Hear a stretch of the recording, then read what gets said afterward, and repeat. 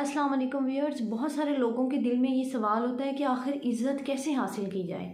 तो इसका बहुत ही सादा सा तरीका है, बस आपको उस पर मुसलसल काम करना है। वो ये है कि जो रोल्स आपको दिए गए हैं, जो किरदार दे के आपको कुदरत ने इस ज़मीन पर उतारा है, if you're a son, you're a daughter, you're a teacher, you're a manager, you're a leader और even you're a housewife और अ हस्बैंड और अ फादर, आपने इन रोल्स पर इन्वेस्ट करना है। आपने उन रोल्स पर अपना वक्त, अपनी प्योरिटी, अपना इखलास, अपना इखलाक सब कुछ लगाना है।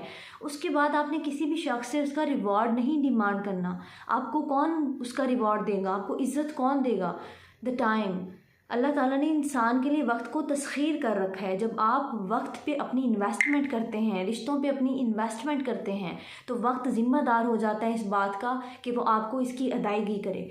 तो इन्वेस्टमेंट आपकी है, प्रॉफिट जो है वो आपको टाइम देगा, एंड टाइम विल श्योरली पे back, Allah will pay back इंशाल्लाह, और अल्लाह का रिवॉर्ड बहुत